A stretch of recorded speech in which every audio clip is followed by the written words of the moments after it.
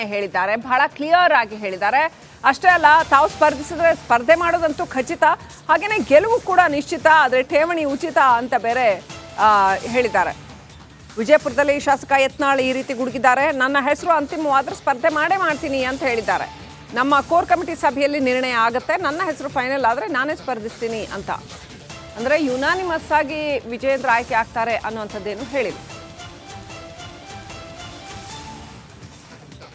ಕೈ ಆಡಿಸೋರು ಎಲ್ಲ ಪಾರ್ಟಿಯಾಗ ಅದಾರ, ಈ ಪಾರ್ಟಿಯಾಗ ಹೋದಾರ ಆ ಪಾರ್ಟಿಯಾಗ ಅದಾರ. ಕೈ ಆಡಿಸೋದೇ ದಂಧ ಐತಿ, ಅದಕ್ಕೆ ಏನು ಮಾಡೋಕ್ಕಾಗ್ತದೆ? ಇರ್ತೈತ್ರಿ, ಸ್ನೇಹಕ್ಕೂ ಹುಳಿ ಹಿಂಡವ್ರು ಇರ್ತಾರೆ, ಏನೋ ಒಮ್ಮೆ ಏನಾಗ್ತದೆ, ನಮ್ಮ ಅಕ್ಕಪಕ್ಕದವ್ರು ಇದ್ದವ್ರು ತಪ್ಪು ಮಾಹಿತಿ ಕೊಡ್ತಾರೆ. ಶ್ರೀರಾಮುಲು ಹಂಗಂದ ಅರ್ಥ ಜನಾರ್ದನ್ ರೆಡ್ಡಿಗೆ ಹೇಳ್ತಾರೆ, ಜನಾರ್ದನ್ ರೆಡ್ಡಿಗೆ ಹಂಗಂದ ಅರ್ಥ ಶ್ರೀರಾಮುಲು ಹೇಳ್ತಾರೆ. ಅವ್ರು ಹಿಂಗಾಗಿ ಏನೋ ಮನಸ್ತಾಪ ಆಗಿರ್ಬೋದು. ನಾವು ನಿರ್ಣಯ ಮಾಡಿಬಿಟ್ಟೆವು, ಸ್ಪರ್ಧೆ ಖಚಿತ, ಸ್ಪರ್ಧೆ ನಿಶ್ಚಿತ, ಠೇವಣಿ ಉಚಿತ. ಅಲ್ಲಿ ನಮ್ಮದು ಒಂದು ಕೋರ್ ಕಮಿಟಿ ಐತಿ, ಅಲ್ಲಿ ಚರ್ಚೆ ಮಾಡ್ತೀವಿ ಯಾರು ಸೂಕ್ತ ಅಭ್ಯರ್ಥಿಗಳು ಅದನ್ನು ನೋಡಿ. ನಮ್ಮ ಕೋರ್ ಕಮಿಟಿ ಯಾರು ನಿರ್ಣಯ ಮಾಡ್ತೈತೆ ಅವ್ರನ್ನ ಅಭ್ಯರ್ಥಿ ಮಾಡ್ತೀವಿ. ಪ್ರಜಾತಂತ್ರ ಬಿ ಜೆ ಪಿ ಒಳಗೆ ಐತೆ ತೋರಿಸ್ಕೊಡ್ತೀವಿ. ಒಂದು ವೇಳೆ ಕೋರ್ ಕಮಿಟಿಯಲ್ಲಿ ಯತ್ನಾಳ್ ಹೆಸರು ಅಂತಿಮವಾದರೆ ಸ್ಪರ್ಧೆ ಖಚಿತ, ಗೆಲುವು ನಿಶ್ಚಿತ. ಅವು ಯಾವುದೋ ಫಾಲ್ತು ಅದಾವೆ ಸೋಮ, ಅವು ಯಾಕೆ ಇದಕ್ಕೆ ನಮ್ಮ ಮುನ್ಸಿಪಾಲ್ಟಿಗೆ ಆರಿಸ್ಬೋದಲ್ಲ, ಜಿಲ್ಲಾಧ್ಯಕ್ಷ ಆಗ್ತೀವಿ ಅವು, ರಾಜ್ಯಾಧ್ಯಕ್ಷ ಆಗ್ತೀವಿ ಅವೇನು ಆಗೋಲ್ಲ ಹೋಗೋಲ್ಲ. ಈಗ ಯಾರು ಅದಾರ ಅವ್ರು ಸೂಕ್ತ ಅದಾರ ಅವರೇ ಆಗ್ತಾರೆ. ಇವಾಗ ಇನ್ನಷ್ಟು ಅಪ್ಡೇಟ್ ಕೊಡೋದಕ್ಕೆ ನಮ್ಮ ಪ್ರತಿನಿಧಿ ಸುರೇಶ್ ಲೈವ್ ಕನೆಕ್ಟ್ ಆಗಿದ್ದಾರೆ. ಸುರೇಶ್, ಬಿಜೆಪಿಯಲ್ಲಿ ಬಹುಶಃ ಇತ್ತೀಚಿನ ವರ್ಷಗಳಲ್ಲಿ ಮೊದಲ ಬಾರಿಗೆ ಈ ರೀತಿ ರಾಜ್ಯಾಧ್ಯಕ್ಷ ಸ್ಥಾನಕ್ಕೆ ಚುನಾವಣೆ ಅನ್ನುವಂಥದ್ದು ದೊಡ್ಡ ಮಟ್ಟದಲ್ಲಿ ಕಂಡು ಬರ್ತಾ ಇರುವಂಥದ್ದು.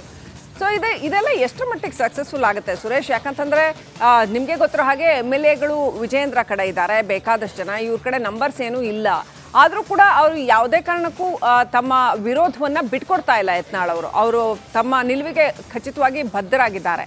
ಸೊ ಇದು ಏನನ್ನ ಹೇಳುತ್ತೆ, ಬಿಜೆಪಿಲಿ ಆ್ಯಕ್ಚುಲಿ ಏನು ನಡೀತಾ ಇದೆ?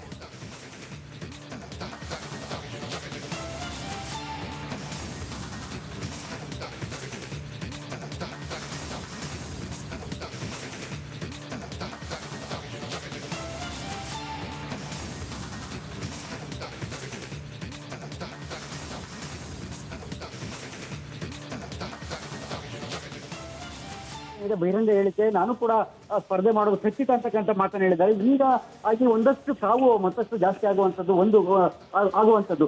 ಇನ್ನು ಚುನಾವಣೆಯ ಪ್ರಕ್ರಿಯೆ ಯಾವ ರೀತಿ ಇರುತ್ತೆ ಮತ್ತು ಏನೆಲ್ಲ ಆಗ್ಬೋದು ಅಂತಕ್ಕಂಥ ಒಂದು ಸಾಧ್ಯತೆಗಳ ಬಗ್ಗೆ ನಾವು ಹೇಳೋದಾದ್ರೆ, ಇನ್ನು ಶಿವರಾಜ್ ಸಿಂಗ್ ಚೌಹಾಣ್ ಅವರು ಕೂಡ ರಾಜ್ಯಕ್ಕೆ ಬರಬೇಕಾಗತ್ತೆ. ಅದು ಬಹುತೇಕ ಮುಂದಿನ ವಾರ ಬರುವಂತಹ ಸಾಧ್ಯತೆಗಳು ಅಂತಕ್ಕಂಥದ್ದು. ಈಗಾಗಲೇ ಒಂದು ಸುತ್ತಿನ ಮಾಹಿತಿಯನ್ನ ಕೂಡ ಯಾವ ರೀತಿ ಇರುತ್ತೆ ಮತ್ತೆ ಏನೆಲ್ಲ ಆಗ್ಬೋದು ಅಂತಕ್ಕಂಥ ಒಂದಷ್ಟು ಸಾಧ್ಯತೆಗಳ ಬಗ್ಗೆ ನಾವು ಹೇಳೋದಾದ್ರೆ, ಇನ್ನು ಶಿವರಾಜ್ ಸಿಂಗ್ ಚೌಹಾಣ್ ಅವರು ಕೂಡ ರಾಜ್ಯಕ್ಕೆ ಬರಬೇಕಾಗತ್ತೆ. ಅದು ಬಹುತೇಕ ಮುಂದಿನ ವಾರ ಬರಬಹುದಂತಹ ಸಾಧ್ಯತೆಗಳು ಇರ್ತಕ್ಕಂಥದ್ದು. ಈಗಾಗಲೇ ಒಂದು ಸುತ್ತಿನ ಮಾಹಿತಿಯನ್ನ ಕೂಡ ಅನೌಪಚಾರಿಕವಾಗಿ ಒಂದಷ್ಟು ಆಂತರಿಕ ಮೂಲಗಳಿಂದ ಕೂಡ ಒಂದಷ್ಟು ತೆಗೆದುಕೊಂಡಿರ್ತಕ್ಕಂಥದ್ದು. ಚುನಾವಣೆಗೆ ಎಷ್ಟರ ಮಟ್ಟಿಗೆ ಪೂರಕವಾಗಿದೆ ಮತ್ತೆ ರಾಜ್ಯ ಬಿಜೆಪಿಯಲ್ಲಿನ ಬಣಗಾರಿಕೆ ಯಾರಿಗೆ ಎಷ್ಟೆಲ್ಲ ಸಪೋರ್ಟರ್ಸ್ ಇದ್ದಾರೆ, ಎಷ್ಟು ಶಾಸಕರು ಮತ್ತು ಸಂಸದರ ಬೆಂಬಲ ಇದೆ, ಜಿಲ್ಲಾಧ್ಯಕ್ಷರ ಬೆಂಬಲ ಇದೆ, ಇದೆಲ್ಲವನ್ನೂ ಕೂಡ ಈಗಾಗಲೇ ಮಾಹಿತಿನ ಕಲೆ ಹಾಕಿದ್ದಾರೆ. ಇದೆಲ್ಲ ಒಂದು ಕಡೆ ಆದರೆ ಮತ್ತೊಂದು ಕಡೆ ಈಗೇನು ವಿಜಯೇಂದ್ರ ಅವರು ಸದ್ಯ ಯಾವುದೇ ರೀತಿಯ ಒಂದಷ್ಟು ಹೇಳಿಕೆಗಳನ್ನ ಕೊಡದೆ, ಅಂದರೆ ಒಂದಷ್ಟು ಏನು ಪಕ್ಷದಲ್ಲಿ ಮತ್ತೆ ವ್ಯತಿರಿಕ್ತ ಹೇಳಿಕೆಗಳು, ವ್ಯತಿರಿಕ್ತ ಪರಿಣಾಮಗಳು ಆಗಬಾರ್ದು ಅಂತಕ್ಕಂಥ ಎಚ್ಚರಿಕೆ ನಡೆನ ಅನುಸರಿಸಿದ್ರೆ ಇವತ್ತು ಯತ್ನಾಳ್ ಅವರ ಹೇಳಿಕೆಯನ್ನು ಕೂಡ ಬಹಳ ಗಂಭೀರವಾಗಿರ್ತಕ್ಕಂಥದ್ದು. ಸೊ ಈಗ ಸದ್ಯ ಅಂದರೆ ಫೆಬ್ರವರಿ 2ನೇ ವಾರದ ಅಂತ್ಯದ ವೇಳೆಗೆ ರಾಜ್ಯಾಧ್ಯಕ್ಷರ ಆಯ್ಕೆ ಕೂಡ ಅಂತಿಮ ಆಗುತ್ತೆ ಅಂತಕ್ಕಂಥದ್ದು. ಈಗ ಹೈಕಮಾಂಡ್ ಮುಂದೆ ಇರತಕ್ಕಂಥದ್ದು ಇಷ್ಟೇನೆ. ಒಂದು ಕಡೆ ರೆಬಲ್ಸ್ ಟೀಮ್ನಿಂದ ಯತ್ನಾಳ್ ಅವರು ಅಥವಾ ಕುಮಾರ್ ವಂಗಪ್ಪ ಸ್ಪರ್ಧೆ ಅಂತಕ್ಕಂಥದ್ದಾದ್ರೆ, ಈ ಕಡೆ ವಿಜೇಂದ್ರ ಅವರ ಕಥೆ ಏನು ಅಂತಕ್ಕಂಥದ್ದು. ಸೊ ಹೀಗಾಗಿ ಇಲ್ಲಿ ಒಂದು ಚುನಾವಣೆಯ ಮೂಲಕ ಆಯ್ಕೆ ಮಾಡುವಂತಹ ಪ್ರಕ್ರಿಯೆ ರಾಜ್ಯ ಬಿಜೆಪಿಯಲ್ಲಿ ಇಲ್ಲ ಅಂತಕ್ಕಂಥದ್ದು. ಸೊ ಅಂದ್ರೆ ಚುನಾವಣೆಯ ಮೂಲಕ ಮಾಡೋದಕ್ಕೆ ಹೋದ್ರೆ ಅಲ್ಲಿ ಇಬ್ಬರನ್ನ ಸ್ಪರ್ಧೆ ಮಾಡಿದ್ದೆ ಆದ್ರೆ ಮತ್ತೆ ಗುಂಪುಗಾರಿಕೆ ಚಟುವಟಿಕೆಗಳು ಜಾಸ್ತಿ ಆಗುತ್ತೆ. ಇಂಥ ರಾಜ್ಯದಲ್ಲಿ ಮತ್ತೆ ಬಿಜೆಪಿಯಲ್ಲಿ ಒಡಕುಗಳು, ಗುಂಪುಗಾರಿಕೆ ಜಾಸ್ತಿ ಆಗೋದಕ್ಕೆ ಹೈಕಮಾಂಡ್ ಅವಕಾಶ ಮಾಡಿಕೊಟ್ಟಂತಾಗುತ್ತೆ ಅಂತಕ್ಕಂಥದ್ದು ಸದ್ಯ ಅವ್ರಿಗಿರುವಂತಹ ಮಾಹಿತಿ ಕೂಡ ಹೌದು. ಸೊ ಹಾಗಾಗಿ ಅವರು ಕೂಡ ಎಚ್ಚರಿಕೆಯ ನಡೆಯಿಂದ ಅನುಸರಿಸೋದಕ್ಕೆ ಮುಂದಾಗಿರ್ತಕ್ಕಂಥದ್ದು. ಈ ನಿಟ್ಟಿನಲ್ಲಿ ಸಹಾನುಮತದ ಮೂಲಕ ಅಂದ್ರೆ ಎಲ್ಲರನ್ನ ವಿಶ್ವಾಸಕ್ಕೆ ತೆಗೆದುಕೊಂಡು ಆಯ್ಕೆ ಮಾಡೋದಕ್ಕೆ ಹೈಕಮಾಂಡ್ ಮುಂದಾಗುತ್ತೆ ಅಂತಹ ಒಂದು ಮಾಹಿತಿ ಕೂಡ ನಮಗೆ ಈಗ ಇರ್ತಕ್ಕಂಥದ್ದು. ಒಂದಷ್ಟು ಆಂತರಿಕ ಮೂಲಗಳ ಮಾಹಿತಿ ಹೇಳುವಂಥದ್ದು.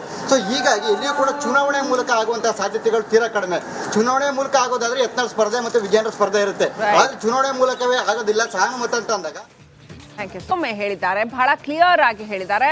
ಅಷ್ಟೇ ಅಲ್ಲ, ತಾವು ಸ್ಪರ್ಧಿಸಿದ್ರೆ ಸ್ಪರ್ಧೆ ಮಾಡೋದಂತೂ ಖಚಿತ, ಹಾಗೇನೆ ಗೆಲುವು ಕೂಡ ನಿಶ್ಚಿತ, ಆದರೆ ಠೇವಣಿ ಉಚಿತ ಅಂತ ಬೇರೆ ಹೇಳಿದ್ದಾರೆ. ವಿಜಯಪುರದಲ್ಲಿ ಶಾಸಕ ಯತ್ನಾಳ್ ಈ ರೀತಿ ಗುಡುಗಿದ್ದಾರೆ. ನನ್ನ ಹೆಸರು ಅಂತಿಮವಾದ್ರೆ ಸ್ಪರ್ಧೆ ಮಾಡ್ತೀನಿ ಅಂತ ಹೇಳಿದ್ದಾರೆ. ನಮ್ಮ ಕೋರ್ ಕಮಿಟಿ ಸಭೆಯಲ್ಲಿ ನಿರ್ಣಯ ಆಗುತ್ತೆ, ನನ್ನ ಹೆಸರು ಫೈನಲ್ ಆದರೆ ನಾನೇ ಸ್ಪರ್ಧಿಸ್ತೀನಿ ಅಂತ. ಅಂದರೆ ಯುನಾನಿಮಸ್ ಆಗಿ ವಿಜೇಂದ್ರ ಆಯ್ಕೆ ಆಗ್ತಾರೆ ಅನ್ನುವಂಥದ್ದೇನು ಹೇಳಿಲ್ಲ. ಕೈ ಆಡಿಸೋರು ಎಲ್ಲ ಪಾರ್ಟಿಯಾಗ ಅದಾರ. ಈ ಪಾರ್ಟಿಯಾಗ ಹೋದಾರ ಆ ಪಾರ್ಟಿಯಾಗ ಅದಾರ. ಕೈ ಆಡಿಸೋದೇ ದಂಧ ಐತಿ, ಅದಕ್ಕೆ ಏನು ಮಾಡೋಕ್ಕಾಗ್ತದೆ? ಇರ್ತೈತ್ರಿ, ಅದು ಸ್ನೇಹಕ್ಕೂ ಹುಳಿ ಹಿಂಡವ್ರು ಇರ್ತಾರೆ. ಏನೋ ಒಮ್ಮೊಮ್ಮೆ ಏನಾಗ್ತದೆ, ನಮ್ಮ ಅಕ್ಕಪಕ್ಕದವ್ರು ಇದ್ದವ್ರು ತಪ್ಪು ಮಾಹಿತಿ ಕೊಡ್ತಾರೆ. ಶ್ರೀರಾಮುಲು ಹಂಗಂದ ಜನಾರ್ದನ್ ರೆಡ್ಡಿಗೆ ಹೇಳ್ತಾರೆ, ಜನಾರ್ದನ್ ರೆಡ್ಡಿಗೆ ಹಂಗಂದ ಶ್ರೀರಾಮುಲು ಹೇಳ್ತಾರೆ. ಅವ್ರು ಹಿಂಗಾಗಿ ಏನೋ ಮನಸ್ತಾಪ ಆಗಿರ್ಬೋದು.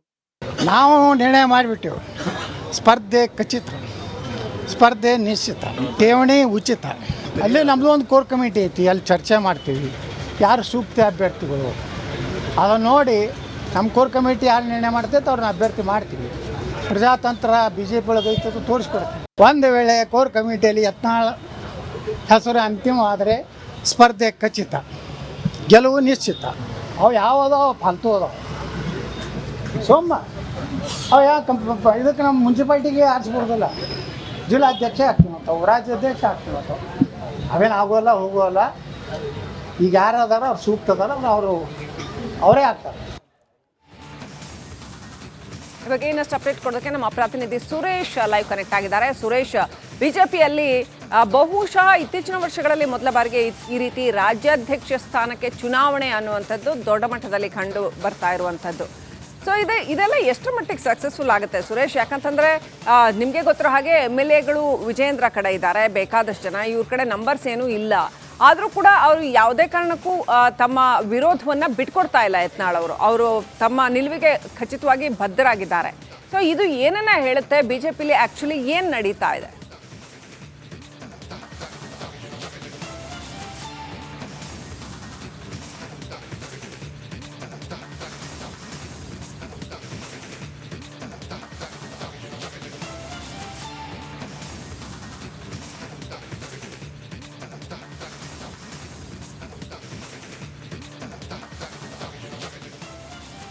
ಬಹಿರಂಗ ಹೇಳಿಕೆ, ನಾನು ಕೂಡ ಸ್ಪರ್ಧೆ ಮಾಡೋದು ಖಚಿತ ಅಂತಕ್ಕಂಥ ಮಾತನ್ನು ಹೇಳಿದ್ದಾರೆ. ಈಗ ಆಗಿ ಒಂದಷ್ಟು ಸಾವು ಮತ್ತಷ್ಟು ಜಾಸ್ತಿ ಆಗುವಂಥದ್ದು.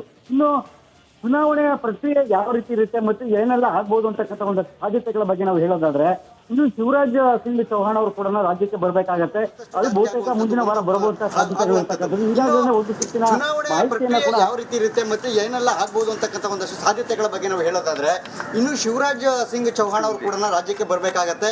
ಅದು ಬಹುತೇಕ ಮುಂದಿನ ವಾರ ಬರಬಹುದಂತಹ ಸಾಧ್ಯತೆಗಳು ಇರ್ತಕ್ಕಂಥದ್ದು. ಈಗಾಗಲೇ ಒಂದು ಸುತ್ತಿನ ಮಾಹಿತಿಯನ್ನ ಕೂಡ ಅನೌಪಚಾರಿಕವಾಗಿ ಒಂದಷ್ಟು ಆಂತರಿಕ ಮೂಲಗಳಿಂದ ಕೂಡ ಒಂದಷ್ಟು ತೆಗೆದುಕೊಂಡಿರ್ತಕ್ಕಂಥದ್ದು. ಚುನಾವಣೆಗೆ ಎಷ್ಟರ ಮಟ್ಟಿಗೆ ಪೂರಕವಾಗಿದೆ ಮತ್ತೆ ರಾಜ್ಯ ಬಿಜೆಪಿಯಲ್ಲಿನ ಬಣಗಾರಿಕೆ ಯಾರಿಗೆ ಎಷ್ಟೆಲ್ಲ ಸಪೋರ್ಟರ್ಸ್ ಇದ್ದಾರೆ, ಎಷ್ಟು ಶಾಸಕರು ಮತ್ತು ಸಂಸದರ ಬೆಂಬಲ ಇದೆ, ಜಿಲ್ಲಾಧ್ಯಕ್ಷರ ಬೆಂಬಲ ಇದೆ, ಇದೆಲ್ಲವನ್ನೂ ಕೂಡ ಈಗಾಗಲೇ ಮಾಹಿತಿನ ಕಲೆ ಹಾಕಿದ್ದಾರೆ. ಇದೆಲ್ಲ ಒಂದು ಕಡೆ ಆದರೆ ಮತ್ತೊಂದು ಕಡೆ ಈಗೇನು ವಿಜಯೇಂದ್ರ ಅವರು ಸದ್ಯ ಯಾವುದೇ ರೀತಿಯ ಒಂದಷ್ಟು ಹೇಳಿಕೆಗಳನ್ನ ಕೊಡದೆ, ಅಂದರೆ ಒಂದಷ್ಟು ಏನು ಪಕ್ಷದಲ್ಲಿ ಮತ್ತೆ ವ್ಯತಿರಿಕ್ತ ಹೇಳಿಕೆಗಳು, ವ್ಯತಿರಿಕ್ತ ಪರಿಣಾಮಗಳು ಆಗಬಾರ್ದು ಅಂತಕ್ಕಂಥ ಎಚ್ಚರಿಕೆ ನಡೆನ ಅನುಸರಿಸಿದ್ರೆ ಇವತ್ತು ಯತ್ನಾಳ್ ಅವರ ಹೇಳಿಕೆಯನ್ನು ಕೂಡ ಬಹಳ ಗಂಭೀರವಾಗಿರ್ತಕ್ಕಂಥದ್ದು. ಸೊ ಈಗ ಸದ್ಯ ಅಂದರೆ ಫೆಬ್ರವರಿ 2ನೇ ವಾರದ ಅಂತ್ಯದ ವೇಳೆಗೆ ರಾಜ್ಯಾಧ್ಯಕ್ಷರ ಆಯ್ಕೆ ಕೂಡ ಅಂತಿಮ ಆಗುತ್ತೆ ಅಂತಕ್ಕಂಥದ್ದು. ಈಗ ಹೈಕಮಾಂಡ್ ಮುಂದೆ ಇರತಕ್ಕಂಥದ್ದು ಇಷ್ಟೇನೆ. ಒಂದು ಕಡೆ ರೆಬಲ್ಸ್ ಟೀಮ್ನಿಂದ ಯತ್ನಾಳ್ ಅವರು ಅಥವಾ ಕುಮಾರ್ ವಂಗಪ್ಪ ಸ್ಪರ್ಧೆ ಅಂತಕ್ಕಂಥದ್ದಾದ್ರೆ, ಈ ಕಡೆ ವಿಜೇಂದ್ರ ಅವರ ಕಥೆ ಏನು ಅಂತಕ್ಕಂಥದ್ದು. ಸೊ ಹೀಗಾಗಿ ಇಲ್ಲಿ ಒಂದು ಚುನಾವಣೆಯ ಮೂಲಕ ಆಯ್ಕೆ ಮಾಡುವಂತಹ ಪ್ರಕ್ರಿಯೆ ರಾಜ್ಯ ಬಿಜೆಪಿಯಲ್ಲಿ ಇಲ್ಲ ಅಂತಕ್ಕಂಥದ್ದು. ಸೊ ಅಂದ್ರೆ ಚುನಾವಣೆಯ ಮೂಲಕ ಮಾಡೋದಕ್ಕೆ ಹೋದ್ರೆ ಅಲ್ಲಿ ಇಬ್ಬರನ್ನ ಸ್ಪರ್ಧೆ ಮಾಡಿದ್ದೆ ಆದ್ರೆ ಮತ್ತೆ ಗುಂಪುಗಾರಿಕೆ ಚಟುವಟಿಕೆಗಳು ಜಾಸ್ತಿ ಆಗುತ್ತೆ. ಇಂಥ ರಾಜ್ಯದಲ್ಲಿ ಮತ್ತೆ ಬಿಜೆಪಿಯಲ್ಲಿ ಒಡಕುಗಳು, ಗುಂಪುಗಾರಿಕೆ ಜಾಸ್ತಿ ಆಗೋದಕ್ಕೆ ಹೈಕಮಾಂಡ್ ಅವಕಾಶ ಮಾಡಿಕೊಟ್ಟಂತಾಗುತ್ತೆ ಅಂತಕ್ಕಂಥದ್ದು ಸದ್ಯ ಅವ್ರಿಗಿರುವಂತಹ ಮಾಹಿತಿ ಕೂಡ ಹೌದು. ಸೊ ಹಾಗಾಗಿ ಅವರು ಕೂಡ ಎಚ್ಚರಿಕೆಯ ನಡೆಯಿಂದ ಅನುಸರಿಸೋದಕ್ಕೆ ಮುಂದಾಗಿರ್ತಕ್ಕಂಥದ್ದು. ಈ ನಿಟ್ಟಿನಲ್ಲಿ ಸಹಾನುಮತದ ಮೂಲಕ ಅಂದ್ರೆ ಎಲ್ಲರನ್ನ ವಿಶ್ವಾಸಕ್ಕೆ ತೆಗೆದುಕೊಂಡು ಆಯ್ಕೆ ಮಾಡೋದಕ್ಕೆ ಹೈಕಮಾಂಡ್ ಮುಂದಾಗುತ್ತೆ ಅಂತಹ ಒಂದು ಮಾಹಿತಿ ಕೂಡ ನಮಗೆ ಈಗ ಇರ್ತಕ್ಕಂಥದ್ದು. ಒಂದಷ್ಟು ಆಂತರಿಕ ಮೂಲಗಳ ಮಾಹಿತಿ ಹೇಳುವಂಥದ್ದು. ಸೊ ಹೀಗಾಗಿ ಇಲ್ಲಿಯೂ ಕೂಡ ಚುನಾವಣೆ ಮೂಲಕ ಆಗುವಂತಹ ಸಾಧ್ಯತೆಗಳು ತೀರಾ ಕಡಿಮೆ. ಚುನಾವಣೆ ಮೂಲಕ ಆಗೋದಾದ್ರೆ ಯತ್ನಾಳ್ ಸ್ಪರ್ಧೆ ಮತ್ತು ವಿಜೇಂದ್ರ ಸ್ಪರ್ಧೆ ಇರುತ್ತೆ. ಆದ್ರೆ ಚುನಾವಣೆ ಮೂಲಕವೇ ಆಗೋದಿಲ್ಲ ಸಹಾನುಮತ ಅಂತ ಅಂದಾಗ